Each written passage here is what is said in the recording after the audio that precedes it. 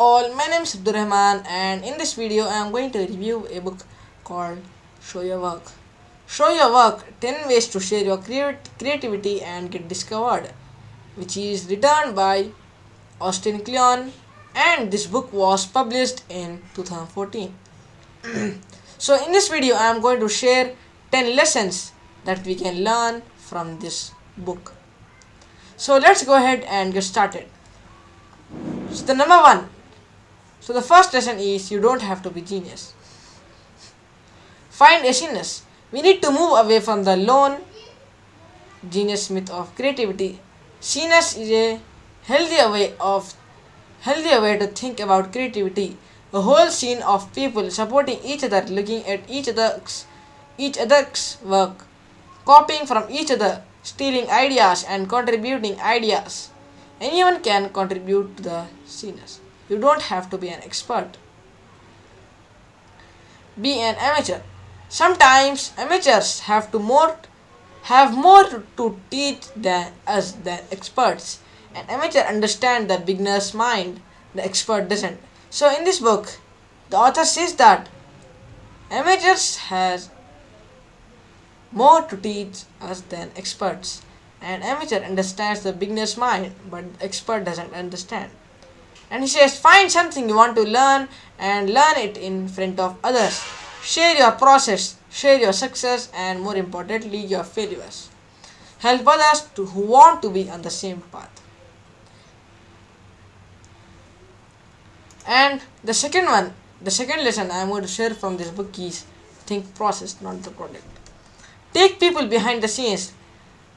In this book, the author says that the finished product model of creativity is relic of the pre-digital era, where the only way artists could find an audience for their work was to show the finished product in all its glory. So, in this book, the author says that the product that we are seeing, we should see its process, how it has been made. The internet has changed this. People really do want to see how the sausage gets made. Audience want to see the person behind the product. Become a documentarian of what you do. As Gary Vaynerchuk says, document, don't create. Share screenshots as you are going along. Take photos of your process.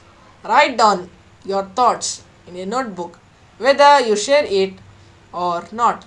Documenting your process has its own rewards. And the third lesson that we can learn from this book is share something small every day. So here in this book, the author says that sharing versus oversharing. Share stuff that might be helpful or interesting or entertaining to someone on the other side of the screen. He think of it as, will this potentially help at least one person in this world? If so, he would share it. Get your own domain name. You need a personal website. Yes, even you reading this now, you might not have anything to write it. But trust him. Author says, trust him. You need a personal website. Go find a domain name, preferably. But if that's not available, use another extension. But there are lots of domain names. Figure out how to install a blog on it. Example, WordPress or Ghost. And he prefers Ghost personally. Yes, if you have never done this before, it will take time. It will take some time and you will have to do some googling, but it will be one of the best investments you have ever made with your time. And the fourth one is open your cabinet of curiosities.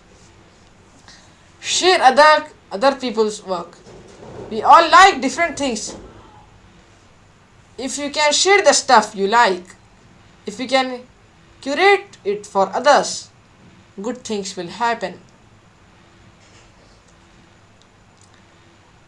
So in this book, the author says that show other people's work.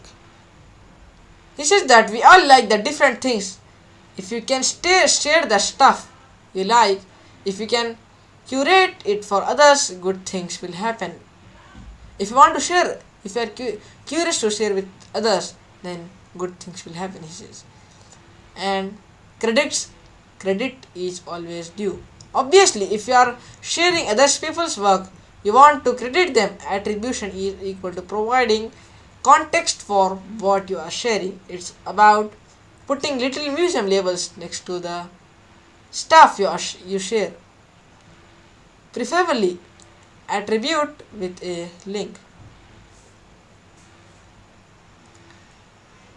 And the fifth one is tell good stories. People want to read and hear good stories. You will become more effective at sharing yourself and your work if you can tell a good story. Talk about yourself as at parties. It's okay to talk about yourself if people ask. Don't think of it as an interrogation. Think of it as a chance to connect with someone who might be interested in your work. And the sixth one is teach what you know. The impulse to keep to yourself what you have learned is not only shameful, it is the destructive. Anything you do not give freely and abundantly becomes lost to you. You open your safe and find ashes. And Dillard says this. Teaching people doesn't take away from what you do. It adds to you. It adds to it. When you teach someone how to do your work, you are actually generating more interest in your work. People will feel closer to it because you are teaching them what you know. When you teach and share your work with others, you will get an education in return. People will see your stuff, connect with it, and reach out to you with recommendations and their own thoughts. And he says this is a marriage.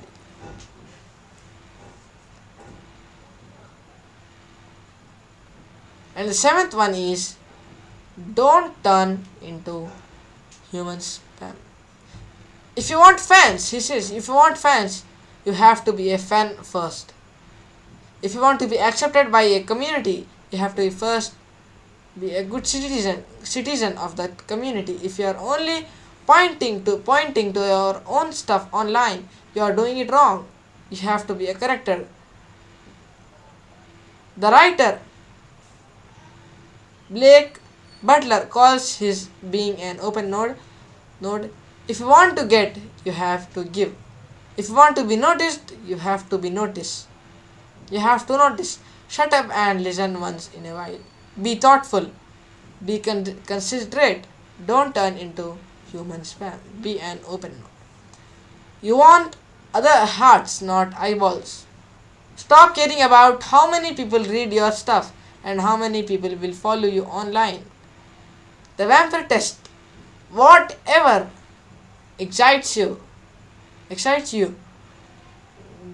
go do it. Whatever drains you, stop doing it.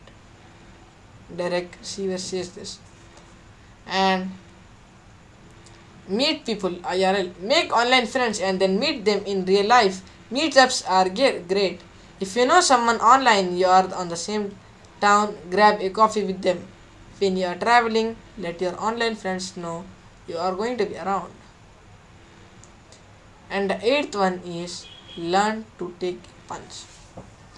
When you put stuff out there, you are going to get a bit of criticism. This is natural to learn. Learn to take it. Don't let the fear of haters stop you from putting yourself out there. There are a tiny minority and they have no real power over you. Okay? Don't spend your life avoiding. If you do, don't spend your life avoiding vulnerability. If you do, you and your work will never truly connect with people. And the ninth lesson is sell out. We need to get over our starving artist romanticism. There's nothing wrong or evil about money. Charging money for stuff doesn't hamper your creativity. But but at the same time, be careful about selling the work you love. Be aware of selling the things that you love. When people are asked to get out their wallets, you find how much they really value what you do. My friend, his friend John, tells this terrific story from his days as a street poet. He would do poetry reading afterward, and afterward, some guy would come up to him and say, "Your poem changed my life, man." And John would say, "Okay, thanks." "Oh, thanks. Want to buy a book? It's $5." And the guy would take the book, hand it back to John, and say, "Nah, that's okay." To it, to which John would respond, "Is how much is your life worth?" And the last lesson, the final lesson is stick around. Don't quit. Keep doing your work and keep sharing. Don't be afraid to change things. It's not really starting over. You are still keeping everything you learned before. You are just starting from chapter 1 again. So anyhow guys, that's all for this video, and this is all for this book Show Your Work, and thank you for watching this video, and I will see you guys in the next video. Thanks for watching, and thank you. Bye.